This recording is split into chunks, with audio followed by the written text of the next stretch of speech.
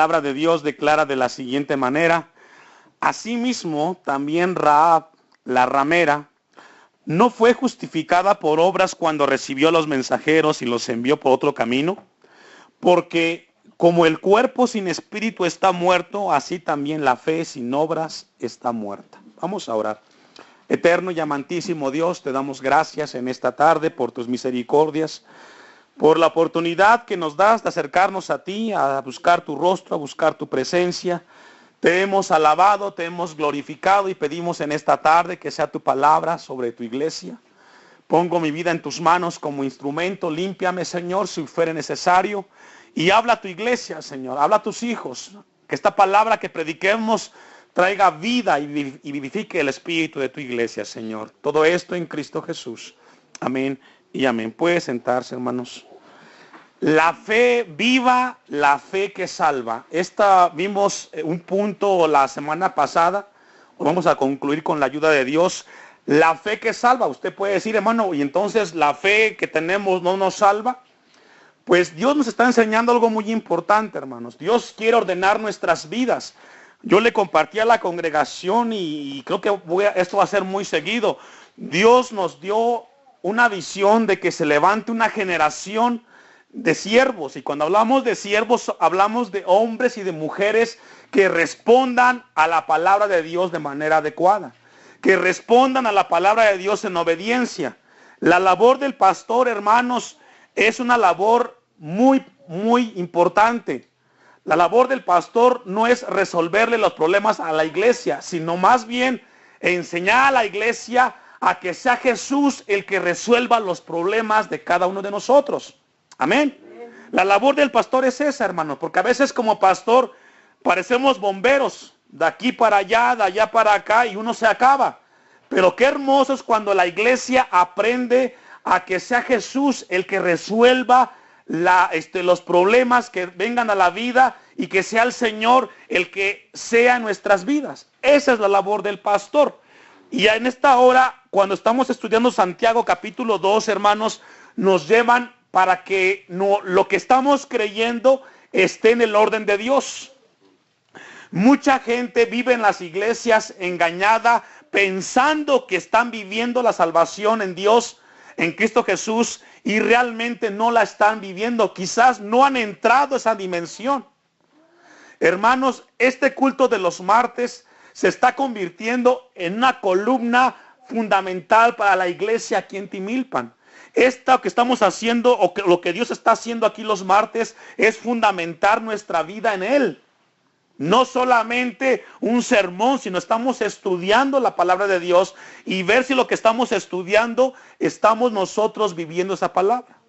Recordemos que en aquel día, hermanos, vamos a presentarnos de uno en uno delante de Dios.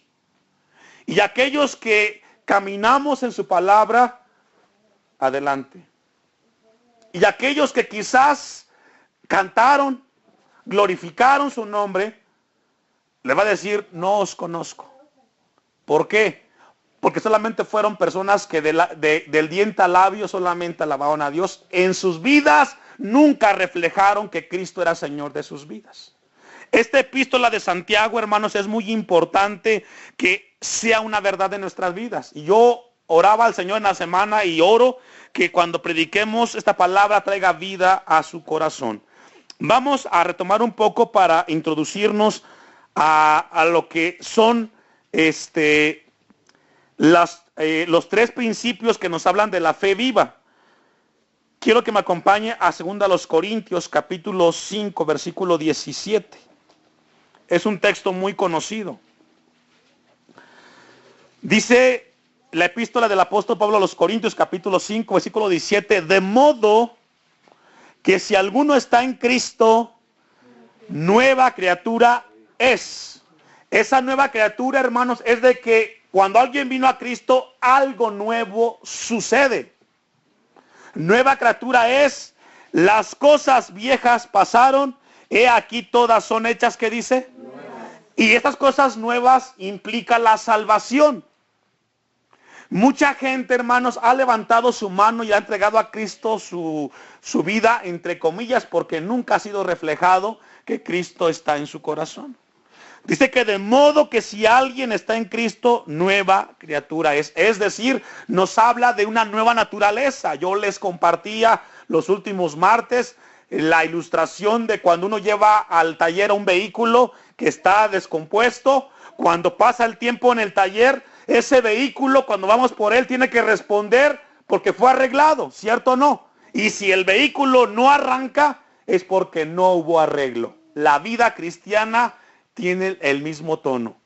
Y quiero compartirle que hay características de la fe muerta. La fe muerta, no hay triunfo espiritual en los problemas. La fe muerta, no hay fe, no hay evidencias de la paciencia, del gozo. En la fe muerta no hay disposición para responder a la palabra. En la fe muerta no hay hambre y anhelo de purificar nuestras vidas al Señor. Es decir, en la fe muerta no hay un deseo de agradar a Dios. Vivimos como queremos. No hay un anhelo de cuidarnos, de cuidar nuestra manera de vivir. En la fe muerta no hay un deseo continuo de conducir nuestra vida en limpieza. En la fe muerta no hay compasión, no hay amor, no hay generosidad. No hay humildad. En la fe muerta no existe eso. En la fe muerta no existe una verdadera transformación. En la fe muerta, hermanos, vemos a cristianos que siguen siendo agresivos. Decía un hermano que yo soy veracruzano, no importa de dónde vengas. Si tú vienes a Cristo, eres una nueva criatura y Él te va a hacer a la imagen de Él. No importa cuál sea tu temperamento. Cuando venimos a Cristo, tenemos que pasar por el filtro de la gracia, hermanos. Y dejamos a un lado nuestra manera de ser. En la fe muerta podemos ver a estas personas que están en una iglesia, que traen una Biblia, pero siguen siendo soberbios. Siguen siendo mentirosos. Siguen siendo golpeadores de mujeres. Siguen conduciéndose de una manera mundana. Pero levantan su mano en los cultos y alaban a Dios. Esa gente será aquella que le dirá al Señor, Señor, en tu nombre hicimos esto. Y que va a decir, apartados de mí, hacedores de maldad. Es muy importante entender esto. Son características de la fe muerta, hermanos. No hay victoria. Tienen un problema y se frustran. Es que Dios conmigo, es que Dios conmigo. No aprendemos a fortalecernos en el Señor. Cristo no está provocando vida. Venimos al culto y no sucede nada. Vamos entonces al versículo 21. Porque así como Santiago nos habló de tres características, ¿alguien se recuerda cuáles fueron? Confesión vacía. En la fe muerta hay una confesión vacía, porque levantan la mano pero no hay frutos. La segunda característica, ¿cuál fue? Una falsa compasión. Hay un problema y pues allí tú arréglatela. Ese es tu problema, no es mío. ¿Y la última cuál fue? Hay una convicción idealista. Hay una convicción idealista. ¿Por qué? Porque reconocemos que la palabra de Dios es verdad, pero no hay nada en nuestras vidas. Santiago lo define muy bien y lo dice en el versículo 19, capítulo 2. ¿Tú crees que Dios es uno? Bien haces. También los demonios, ¿qué dice? Creen. ¿Y cuál es la fe de los demonios? Es una fe idealista, es decir, es allá afuera, pero en mí no hay nada. Alguien, hermano, que es idealista es aquel que dice, bueno, pues yo creo que, por ejemplo, alguien le comentó de que el Cerro de Joco es muy hermoso allá arriba en la cúspide, pero él nunca ha ido. Pues yo como idealista, yo digo lo mismo, aunque nunca lo haya yo experimentado. Así es el idealista. Solamente asume, pero no hay en su vida la experiencia. Se goza y dices que Dios es victorioso porque escuchó que el hermano, Dios lo ayudó en la prueba, pero él nunca en su vida ha vivido la experiencia de que Cristo lo ayude a pasar ese valle de sombra de muerte en victoria. La primera, entonces así Santiago emplea tres características para hablar de la fe muerta. Ahora también nos habla con tres ilustraciones para hablarnos de la fe viva. Y esa fe viva nos habla de algo muy importante que tiene una evidencia de que hemos sido salvos. El versículo 24 dice, vosotros veis pues que el hombre es justificado por las obras y no solamente, ¿qué dice? Por la fe, no solamente por la fe. Y esto es muy importante que el Señor va a hablarnos en esta tarde. Entonces, la primera ilustración que Dios nos habla para demostrar la fe viva o la fe que nos salva, aparece en el versículo 21 y nos habla de Abraham. Solamente vamos a repasar de manera breve. No fue justificado por las obras Abraham, nuestro padre, cuando ofreció a su hijo Isaac sobre el altar. 22. ¿No ves que la fe actuó juntamente con sus obras y que la fe se perfeccionó por las obras? Hay algo muy importante ahí, hermanos, en el versículo 22. Dice al final, y que la fe se perfeccionó. Dice en otra versión, la fe perfecta. ¿Cuál es la fe perfecta? La fe que salva, la fe que provoca en ti vida, la fe que entregas tu vida y Jesús es el Señor de tu vida. Versículo 23, y se cumplió la escritura que dice, Abraham creyó a Dios y le fue contado por justicia y fue llamado, que dice, amigo de Dios. Vosotros veis pues que el hombre es justificado por las obras y no solamente por la fe. Acompañe, en Juan 8:37 dice, sé que sois descendientes de Abraham, pero procuráis matarme porque mi palabra no haya cabida en vosotros. De aquí hablaba Jesús acerca de la descendencia y del linaje de Abraham. Y Abraham se convierte en el padre de Israel de una manera simbólica. Porque aquí Santiago dice, no fue justificado por las obras Abraham nuestro padre. Bueno, Abraham no engendró a todos los judíos, pero de manera simbólica es el padre de la fe, porque a través de lo que hizo Dios en su vida y la respuesta de Abraham, se identifica el judío en Abraham. Así como, por ejemplo, yo les decía aquí en México, cuando hablamos de Miguel Hidalgo, hablamos del padre de ¿qué? De la patria, pero nunca fue padre de nosotros, solo de manera simbólica. Y así es como lo maneja, en este caso, Santiago. Vayamos a Génesis capítulo 15. Génesis 15. Porque aquí en Génesis 15 nos habla acerca del pacto que hay entre Dios y Abraham. Recordemos que los pactos es entre Dios y el hombre, no entre el hombre y Dios. Versículo 1 dice, después de estas cosas vino la palabra de Jehová a Abraham en visión. Una experiencia personal, diciendo, no temas, Abraham, yo soy tu escudo y tu galardón será sobremanera grande. Y respondió Abraham, Señor Jehová, ¿qué me darás siendo así que ando sin hijo y el mayordomo de mi casa es Damaseno Eliezer? Dijo también Abraham, mira que no me has dado prole es descendencia, y he aquí que será mi heredero un esclavo nacido en mi casa. Luego vino a él palabra de Jehová diciendo, no te heredará sino un hijo tuyo será el que te heredará. Y lo llevó fuera y le dijo, mira ahora los cielos y cuenta las estrellas, si las puedes contar. Y le dijo, así será tu descendencia. Aquí hay un trato de Dios con Abraham. Hermanos, Abraham no pertenecía al pueblo de Dios en ese momento. Dios lo llama de Ur de los Caldeos, que estaba por allá por Babilonia. Y lo llama a Dios. Y comienza Abraham a creerle. Porque algo muy importante en la fe que salva, hermanos.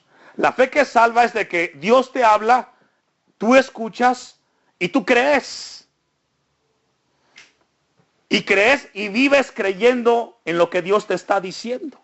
Porque mucha gente levanta su mano, le entrega su vida a Cristo y solamente ese día que entregó su vida a Cristo fue cristiano. Los siguientes días sigue siendo el mismo mundano.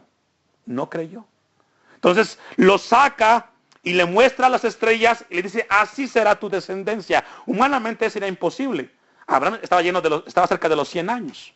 Pero Dios estaba tratando con él. El versículo 6 dice, y creyó a Jehová y le fue contado por justicia.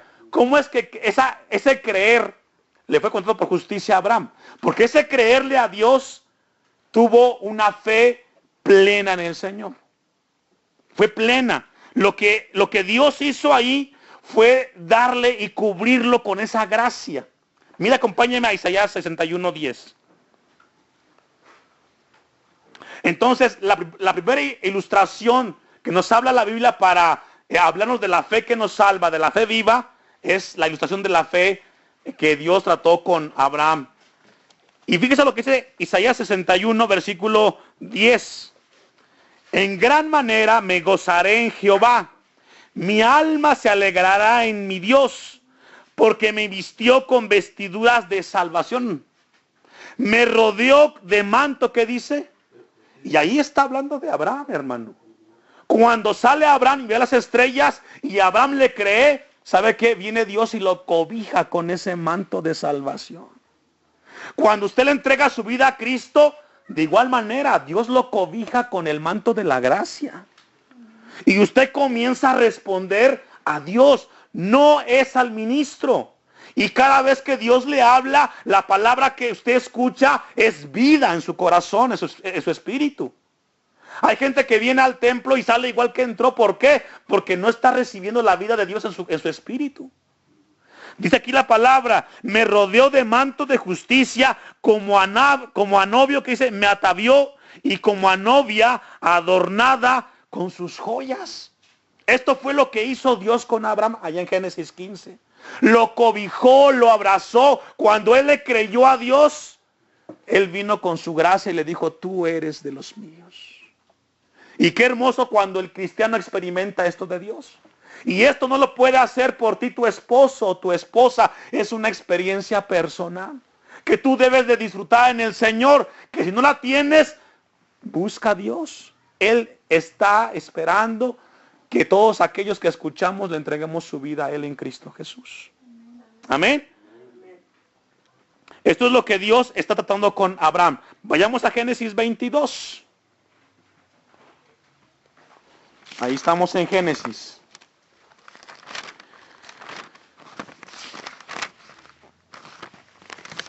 El capítulo 22, ya pasó el tiempo, ya nació Isaac, pero viene Dios un trato con Abraham. Y sabe que siempre sucede esto, hermano. Sabe que cuando uno entrega su vida al Señor, viene algo que algunos teólogos dicen que es como la luna de miel del cristiano. Todo es gozo, todo es alegría. Y después de un tiempo, como que Dios guarda distancia. A ver cómo tú respondes a eso. Dice el versículo 1. Aconteció después de estas cosas que, ¿qué hizo Dios? Probó Dios a Abraham. Y sabe, hermano, que el cristiano siempre es probado por Dios. Las pruebas prueban nuestra fe. Cuando tienes con tu esposa un problema y tú le gritas y tú le insultas y tú la golpeas, tú estás siendo probado por Dios. ¿Cómo respondes? ¿Qué dice Mateo 18? Si tienes un problema con tu hermano, agárralo a trancazos. Agárralo a patadas. Demándalo. ¿Qué dice? Habla con él. Y sabe, hermano, que usted y yo estamos en formación aquí en la casa de Dios. ¿Quién nos está formando? Él es el alfarero. Y usted y yo estamos formados. Siempre estamos a prueba. Cuando tienes un problema en tu trabajo, eres probado si eres cristiano. ¿Cómo respondes a ese problema?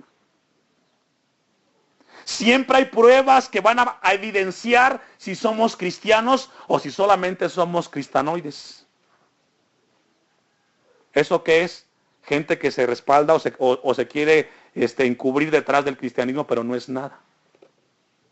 Ellos somos cristanoides. Entonces fue probado a Abraham y le dijo a Abraham, y él respondió, heme aquí. A veces Dios en el problema te quiere hablar y tú te das la vuelta. Pero Abraham le dijo, Señor, aquí estoy, ¿qué quieres conmigo? Versículo 2, y dijo, toma ahora tu hijo, tu único Isaac, a quien amas, y vete a tierra de Moria, y ofrécelo ahí en holocausto sobre uno de los montes que yo te diré. Qué tremenda prueba. Eso, hermano, es comparado en nuestros tiempos cuando Dios te dice, hijo mío, hija mía, educa a tus hijos en mi palabra. Tráelos al templo y enséñales mi palabra. Conságralos a Dios. Y muchos padres mejor van a la casa y le ponen el televisor, lo llevan con el compadre, lo llevan con la comadre, y a mis hijos que los eduque la escuela, no el Señor. Es equivalente a eso, hermano. Lo que Dios nos pide es de que le demos a Él el cuidado de nuestros hijos. Dios te dice, déjame ser la guianza en tu familia. Y tú dices, no, Señor, a mi hogar yo lo dirijo. A mi esposa yo la voy a dirigir como yo considere. Es equivalente a eso, hermano. Dios le estaba pidiendo algo a Abraham. Era su hijo. Dios nos pide hoy a nosotros que le entreguemos nuestras vidas, que le dejemos que Él more en los hogares en los cuales vivimos, hermanos. ¿Y qué hace Abraham? ¿Sabe que Abraham, hermanos, no es como muchos de hoy? Que Dios les pide esto y se cierra, ¿no? Abraham dijo, bueno, vamos, Señor, voy a obedecerte. Esa es la fe con obras. No sabes qué va a pasar. Mire, hermanos, el ser padre no hay un manual, ¿cierto o no? Vamos aprendiendo. Pero Dios nos ha mostrado que si confiamos en Él, Él nos garantiza bendición y prosperidad espiritual. Pero los padres no queremos confiarle a Dios nuestros hijos. Versículo 3, y Abraham se levantó. Esto es acto de obediencia. Muy de mañana y enalbardó su asno y tomó consigo 2 siervos suyos y a Isaac su hijo y cortó leña para el holocausto y se levantó y fue al lugar que Dios le dijo. La fe que salva es aquella que responde en obediencia a Dios, a la palabra. Nunca está renegando, nunca está cuestionando. Sabe que Dios tiene control y Dios va a hacer la obra en tu vida. Abraham no protestó, hermanos. Aquí nos habla de obediencia. Este es el problema del cristiano de hoy, que no obedece. Canta mucho, salta, brinca, hace conciertos, pero no obedece la palabra de Dios. ¿Y de qué sirve? Dice la palabra de Dios. No quiero sacrificio, sino ¿qué? Obediencia. Versículo 7, entonces habló Isaac a Abraham, su padre, y dijo, Padre mío, y él respondió, heme aquí mi hijo, y él dijo, he aquí el fuego y la leña, mas ¿dónde está el cordero para el holocausto? Y respondió Abraham, Dios. Y a veces, hermanos, cuando Dios nos habla en la actualidad, ¿cuánto nos cuesta decir a nuestros hijos, Dios va a proveer, hijos? Cuando faltan los frijoles, cuando no hay un trabajo seguro, qué difícil cuesta decirle a los hijos. Sabe que sus hijos están en formación con usted. Y lo que usted le enseña a sus hijos, los hijos van a hacer con usted. Hermano, en el Señor yo le invito que cuando tenga un problema, piense que cómo usted lo resuelva, va a ser una enseñanza para su hijo. Si usted tiene un problema con su esposa, y usted lo resuelve gritándole, dándole portazos, saliéndose, mañana ese hijo cuando se case va a hacer lo mismo que usted hizo. Porque usted le enseñó. Pero si usted le enseña a su hijo que cuando tiene problema con su esposa, usted habla con ella, lo dialogan, cuando se case su hijo, va a hacer lo que usted hizo como padre. No lo que dijo, lo que usted le enseñó como ejemplo. Amén. Siempre recordemos eso. Los hijos que Dios nos ha dado están en formación. Y la manera como usted resuelva los problemas es como sus hijos van a aprender a resolverlos.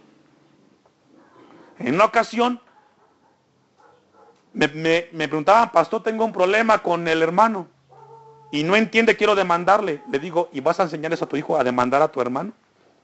Para que mañana cuando él crezca te demande a ti. Y es cristiano.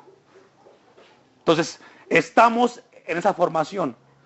Le dijo a Abraham que Dios va a hacer, ¿qué, hermanos? Va a proveer. Va a proveer. La fe que salva es aquella fe que confía en Dios y sabe que Dios siempre va a proveer, porque Dios siempre llega a tiempo, hermano. Versículo 8, de cordero para el holocausto, hijo mío, e iban juntos, y cuando llegaron al lugar que Dios le había dicho, y edificó allí a Abraham un altar y compuso la leña, y ató a Isaac, su hijo, lo puso en el altar sobre la leña. Y sabe que Isaac no se resistió, hermano. Isaac en obediencia a su padre. La fe que salva, hermanos, siempre nos salva de obediencia a Dios. En obediencia a Dios. La fe que no salva siempre está negando que Dios quiere lo mejor para él. Versículo 10, y extendió a Abraham su mano y tomó el cuchillo para degollar a su hijo. Entonces el ángel de Jehová le dio voces desde el cielo, y dijo, Abraham, Abraham, y él respondió, heme aquí, y dijo, no extiendas tu mano sobre el muchacho, ni le hagas nada, porque ya conozco que temes a Dios. Tenía Abraham, ¿qué, hermanos? Temor. el hombre que tiene una fe muerta no tiene temor a Dios. Hace las cosas como que no hay nadie que lo está viendo. El que tiene la fe que salva, hermanos, tiene temor. Y hace las cosas o deja de hacerlas porque sabe que Dios lo está observando. Se cuida y sabe que al que ofende es a Dios. La pregunta que Dios nos hace a nosotros, cuando usted peca, hermanos, ¿cómo se siente? ¿Siente que ofendió a Dios o siente que no? La fe que salva provoca temor de que Dios nos está viendo. Mira, hermanos, un árbol cuando crece se ve frondoso y se ve verde. Pero la cúspide de ese árbol es cuando da fruto. Si no, entonces solamente es un árbol que da sombra. El árbol cuando da fruto es cuando realmente tiene su plenitud como árbol.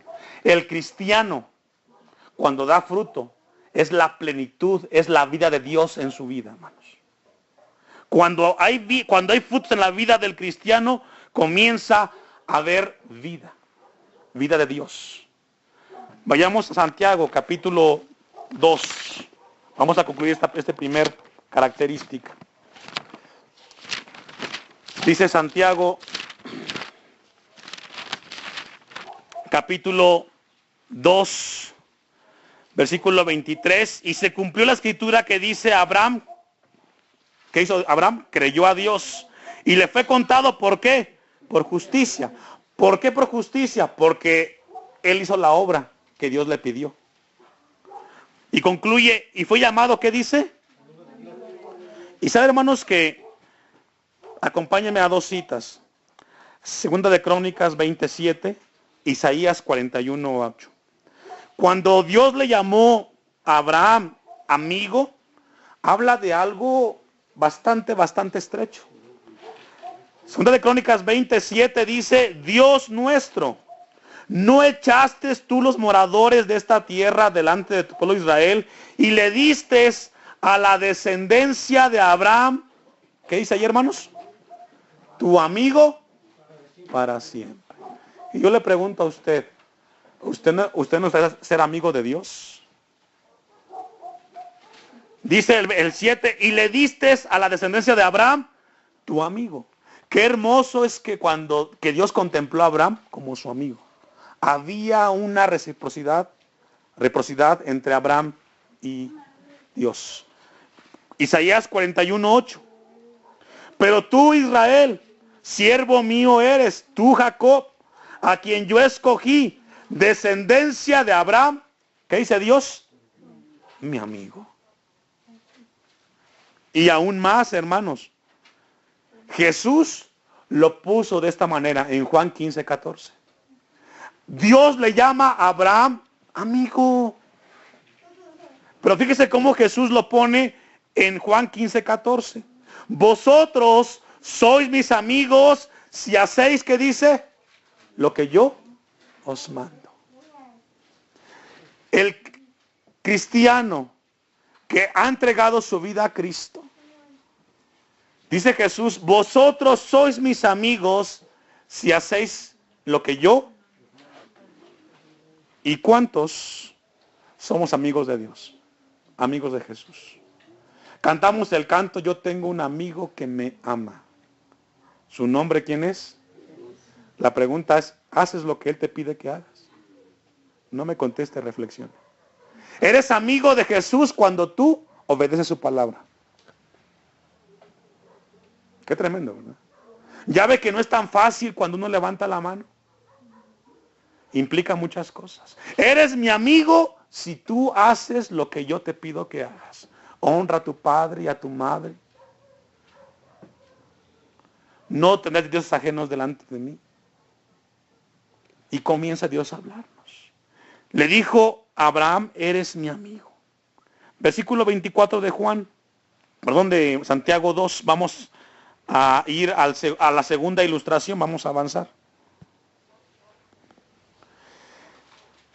Vamos al 25. Dice, asimismo también Rahab, la ramera, no fue justificada por obras cuando recibió a los mensajeros y los envió por otro camino.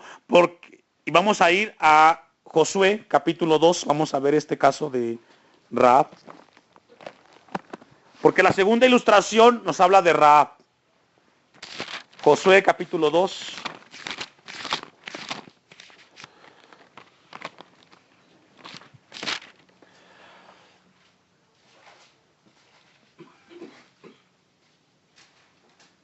Y aquí vemos como un contraste, hermanos. Primero Dios toma a Abraham, siendo un hombre, ahora es una mujer. Abraham era caldeo, Rahab era cananea, Abraham era un líder, Rahab era un seguidor común y corriente, Abraham era un hombre muy rico con liderazgo y Rahab era una ramera. Casos muy distintos. Vamos a leer solamente el versículo 1 y vamos hasta el 9. Josué dijo, hijo de Nun, envió desde Sittim 2 espías secretamente diciéndoles, andad, reconocer la tierra, y a Jericó ellos fueron y entraron en casa de una ramera que se llamaba Rahab y posaron allí. Algo muy importante, si usted busca en Mateo capítulo 1 y ve la genealogía de Jesús, ahí aparece Rahab. Qué tremendo. Es decir, Dios, hermanos, toma casos que nos habla de su misericordia. Versículo 9.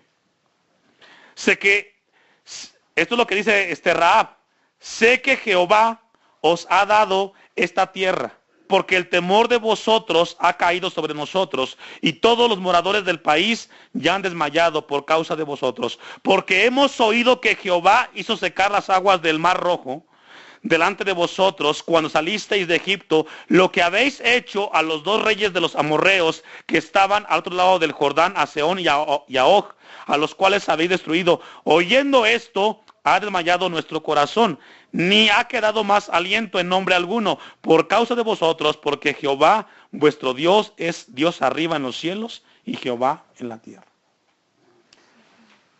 Rahab escuchó los acontecimientos que había hecho Dios con Israel. Ella creyó. Y ese creer, hermano, tuvo una respuesta. Ella reconoció que Dios iba a darle la victoria a los israelitas. La fe que salva es una fe que da un fruto, que da una consecuencia, y tiene que ser obediencia a la palabra de Dios. Vamos a avanzar en Santiago capítulo 2, versículo 26, y vamos a hablar de la última característica de la fe viva. Y Santiago 2:26 dice, esta es la tercera característica, porque como el cuerpo sin espíritu está muerto, así también la fe sin obras, ¿qué dice? ¿Usted ha estado en un sepelio? Está el féretro allí. ¿La persona que está ahí, hermanos, se mueve? No se mueve, ¿verdad? No tiene espíritu de vida. Se fue de él. Y usted puede hablarle a él y no pasa nada. Aún más, con el tiempo ese cuerpo se descompone, porque no hay vida, ¿cierto o no? En la vida cristiana o en la fe que salva, aquí es una ilustración, porque como el cuerpo sin espíritu está muerto, así también el creyente, si no hay frutos, ¿qué tiene? Aunque él diga que está vivo. ¿Y sabe qué pasa, hermanos, con aquellos creyentes que tienen una fe muerta? Con el tiempo sus vidas comienzan a descomponerse, a oler mal. Comienzan a mostrar lo que traen adentro. Y no es Dios. Entonces Dios nos habla en el capítulo 2 de Santiago, hermanos, que la fe que nos salva debe dar evidencias de que Jesús está en nuestro corazón. Usted ya no puede seguir siendo el mismo. Hay que caminar en obediencia a Dios. Abraham creyó a Dios. Rahab creyó a Dios. Y esta última ilustración, el cuerpo sin espíritu está muerto. El cristiano, si no da evidencia de que Jesús está en su corazón, es un cristiano muerto. ¿Y sabe qué? Ese cristiano no es salvo. Aunque él diga, soy salvo. No, la salvación se demuestra por las obras. Póngase de pie, vamos a darle a Dios gracias. Y así concluimos el capítulo 2 de Santiago, y vea qué hermoso